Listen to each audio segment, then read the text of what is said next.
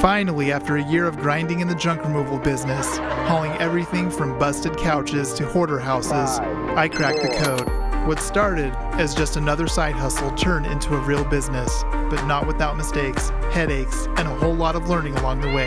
Now, I'm sharing everything I've learned so far, the wins, the failures, and the lessons they don't teach you in school. So, if you're a hustler, a go-getter, or someone looking to turn trash into treasure, you're in the right place. Welcome to the Strong Back Nation podcast, the show where we talk junk and build empires. I'm your host, Todd Carden. Stay strong, stay hungry, and keep building. Welcome to episode 1 of the Junk Removal Podcast that has no name yet. My name is Todd. I am your host. And today we're going to talk about how I got started in junk removal.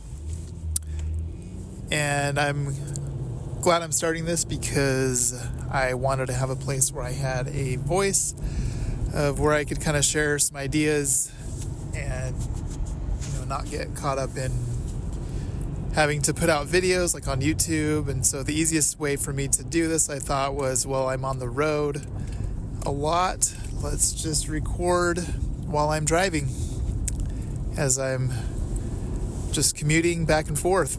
Anyway, so I know the past year and a half, I've learned a lot from some amazing individuals on YouTube and podcasts, things like that. So I wanted to kind of share my perspective of kind of what I've done, and hopefully those of you who are listening, you're either just learning about it or you're just getting started, or you may even be a few years in and beyond. So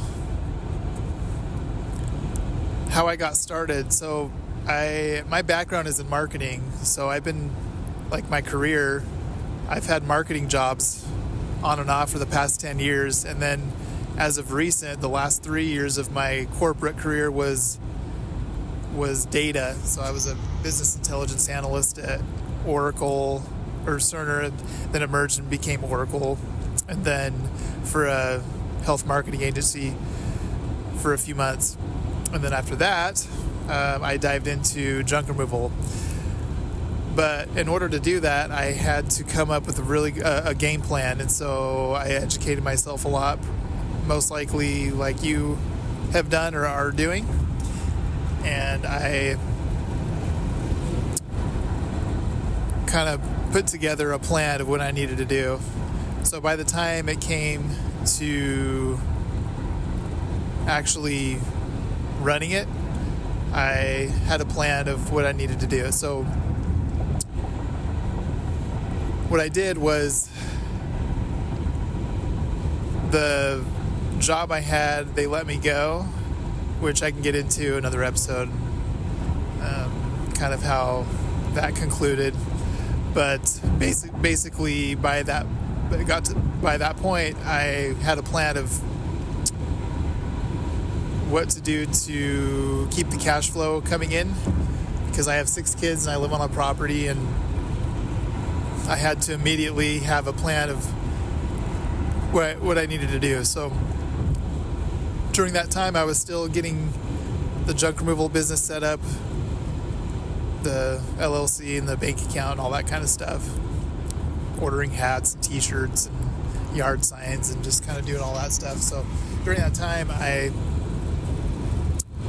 dove into rideshare. So I had, at the time, a Toyota Camry. It was a stick shift. It was pretty fun. It was 2007.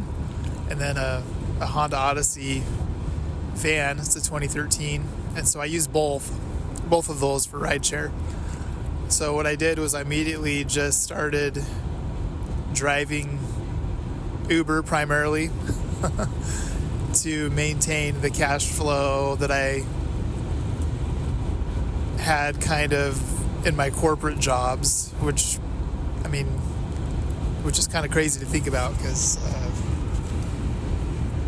but I had to put in a lot of hours. I was driving 12 hours a day, 6 days a week, starting out while getting the junk removal business established, and that was the fall of 2023.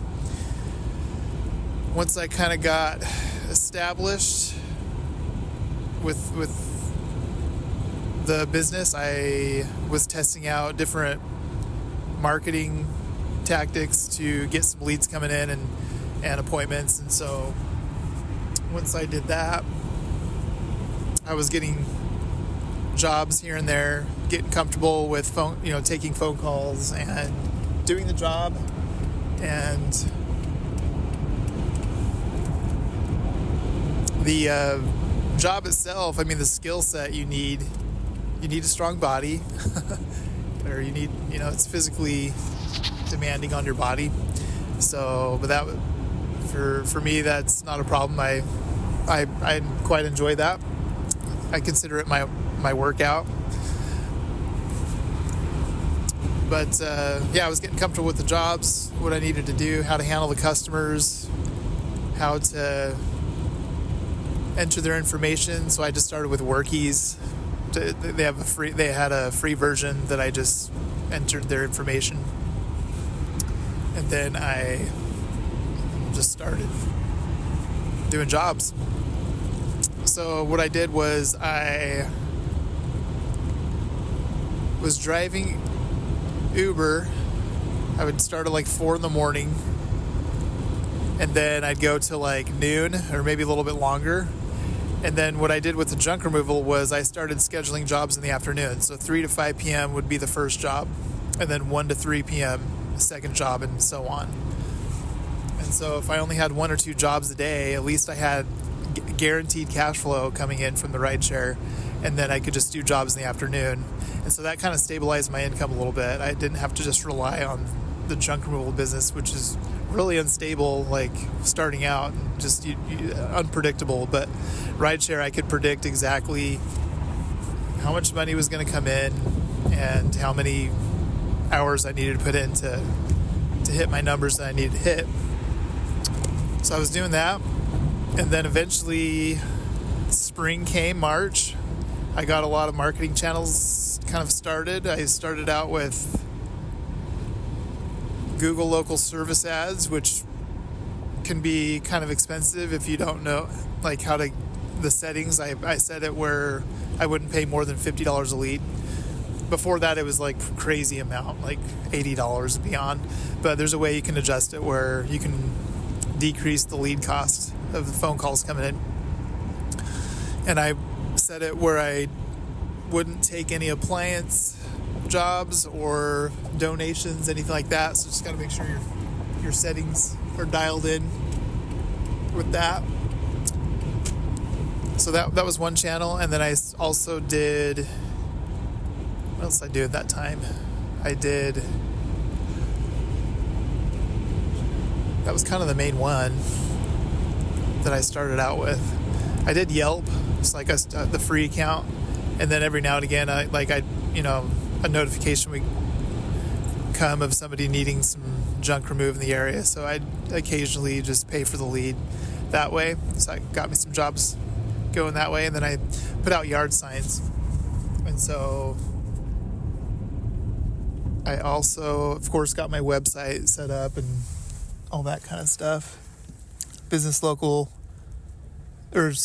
business Google business profile set up. And then I set up all the social profiles. And I think that was it at the time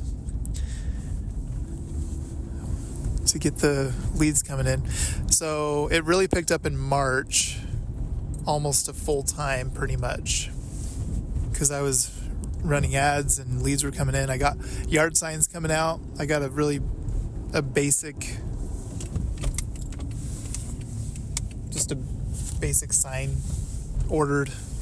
I ordered 100 of them, and I put out I think 50 at a time, and just kind of all over. And so that's helpful.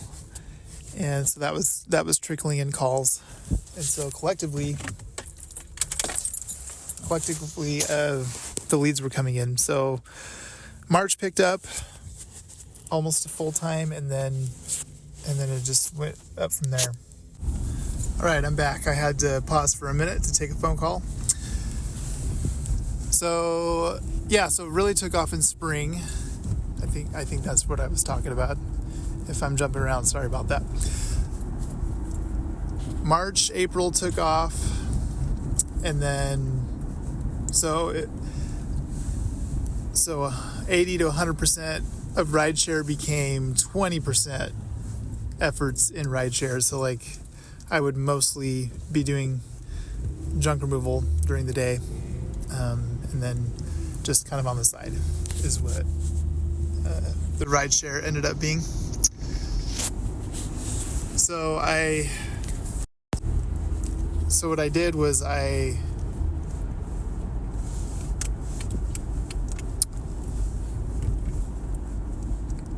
cranked out the jobs every month and used a few different tools. And things got really busy during the summer.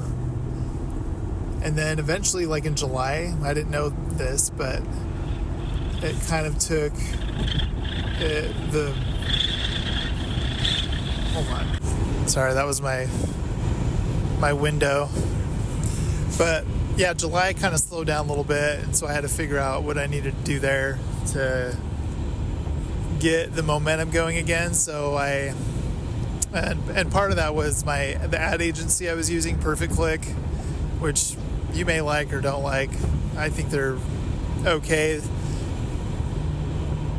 Get to low cost leads. I don't rely on them solely to fill up my schedule, but they do good. They get me some leads every month, 20 to 40 leads or so. So in addition to that, I started running Facebook ads, and I started using, what are they called?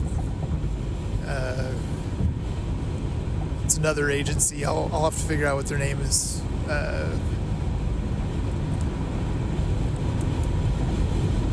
I don't remember what their names were, but they were running my ads for 2 months, and then eventually I just took over and had somebody help me run the ads, and then eventually I just started running them myself. And so that was a good lead source as well. The fall and winter of 2024, I took some time to build out my Google Ads campaign and my landing page. So I got that set up so that I can start running all the channels, which is what I'm doing now. So, and all these marketing channels, I'm not like maxing out the budget. It's like Google, there's no way. Like I have, $30 to $40 a day. I know everybody recommends at least 100 or 200. I'm fine with that because I have so many other marketing channels working in my favor that I'm not relying solely on just one channel. And so whatever leads come in, I'm okay with, because collectively I'm getting leads from kind of 5 different sources that I can control, paid sources. Maybe not 5, 4. So I've got Google Ads, Google Local Service Ads, Facebook Ads, and then the Perfect Click agency. So I'm running that as well. And between those 4 things, that's kind of a more what I can control, and have each of those kind of set as like not a minimum budget, but just kind of a medium budget for each of those things. And so I compare that to like a car, like a 4-cylinder engine. Like if you just have like a commuter car and you're trying to go to 0 to 60 in like 2 seconds or 3 seconds, that's not going to happen because the engine's not powerful enough. But you could push the gas all the way, you'll get there, but it's going to put strain on your engine. But if you're in like a sports car like a Ferrari or something with a V12 or even a V8, it's more powerful. Each piston is going to be working together and more power collectively to get you to where you need to go. So collectively, all the marketing channels are working together, and I'm diversifying, and I'm not relying solely on one channel to get the leads that I need to get to fill my schedule. So yeah, things are kind of slow because it's winter right now, but I'm still able to fill out my schedule and get phone calls and kind of keep the momentum going, and while also filling in the gaps with rideshare. So no matter what, like, I can still have cash flow coming in until things really pick up, and I can just, ideally in the summer like I did last year, just do junk removal, because I'd really like to just do that and hit my numbers. So I don't really like sharing numbers, but I know you like to hear kind of the results. That's usually motivating.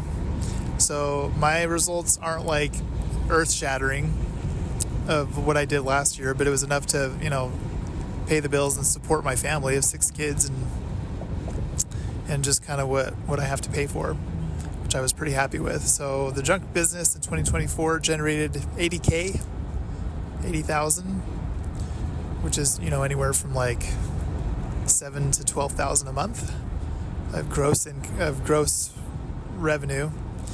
And then the rideshare was $20K, so that helped a lot. So collectively between the two businesses, $100K. So that worked out. And yeah, you're gonna say, oh yeah, there's a lot of marketing expenses and gas and dump fees and all that kind of stuff. It was enough. I kept an eye on things. I adjusted where things need to be adjusted, and kept track of what I could do to take monthly draws and cover expenses and all that kind of stuff. And so if you haven't really done that before, it's kind of tricky. My first marketing job, I was running Google ads, email marketing, and other types of marketing for a ski company in Colorado. And so the way they had it set up was I would manage the budget by percent of sales. So I could only use the marketing budget based on the sales coming in, a certain percentage versus just like a fixed cost. So I'm kind of doing the same thing. I'm trying to keep my budget within like 10% of my monthly gross income, and then just kind of adjust from there. So that's kind of what I'm doing now. But yeah, that's how I got started. I started a year and a half ago. I bought a landscaping trailer. So this landscaping trailer is a 16-footer. It's not a utility trailer. Like, I looked into those and I was going to build up these walls, but I found on Marketplace, I found this landscaping trailer, this 16-foot beautiful green trailer with these 4-foot walls. And so I'm like, whoa, that's 16 cubic yards, what it could fit. And so I got that one for way cheaper than if you were to buy like a dump trailer or, and beyond, if you want to get a dump truck or anything like that. So I started with that, and then got some signs put up on there, and went to town. So that's kind of how I got started. My plan for this year is, right now I'm just kind of running all the campaigns right now just to get the schedule filled out. I know it's going to get easier, like I experienced this last year when it warmed up, spring and summer. Referrals and repeats and organic went crazy. That increased, and I felt like I wasn't trying to force phone calls. I was just naturally getting them. And I don't know, I have a website and and my Google business profile set up. And and another thing, after every job I asked for a review. So right now I have 95 reviews. So I think that helps too, build credibility. Yeah, so I think that helps. So going into this year, so I'm going to be pushing hard Google ads, Google local service ads, Facebook ads, the agency, and then just whatever else organically or just the smaller ones I can do to fill out the schedule. The other thing I'm going to try to do is practice closing a little bit better with sales. I think what helped with the sales part, which I still don't think I'm very good, but I sold pest control for a few summers a long time ago. But I think that helped to kind of, build rapport when I'm talking to the customers, but what I'm really trying to do is I'm just going to try to push to schedule an appointment to come quote on site. I've done so many phone calls where I just give them an estimate over the phone. Like I see a picture, and I know that's probably not the best way to do it, but the weak side of me says, well, at least I know they're good on the price, and at least I know that they're not going to cancel because we've already talked about everything. But I'm going to really try to push to not give them a price over the phone and try to quote on site. And I think that will, once they see the truck and once they see everything, they'll be more comfortable paying the price that I quote them at when I'm there. Anyway, so that is how I started, and that's kind of what I'm doing now. I think in future episodes, I've got some interesting takes on what I do and what I plan to do.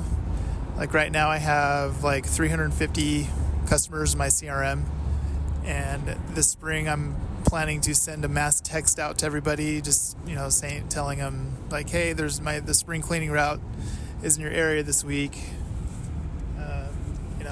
Because I sent a mass text right after New Year's saying, hey, we got a new truck. And, there's a lot of people excited, oh yeah, come spring, I can't wait to see you. We'll be ready for you. So, but anyway, so that was just kind of a good way for me to kind of send a reminder that, hey, I'm still around and can help you guys out whenever you're ready. But yeah, in the spring, I will send a text out and say, hey, I'm going to be in your area with the spring cleaning route. And I bet you anything, I'll be able to get at least 5 to 10 jobs from that because a lot of people will be ready. So I guess the beginning of the year, it's still kind of beginning of the year. It's February.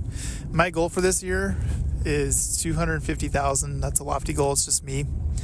But if I don't set a goal that high, then I know that I will not get near to that number. So that's what I'm going to shoot for. That's, 15, 20K a month. That should be doable. I should be able to do that.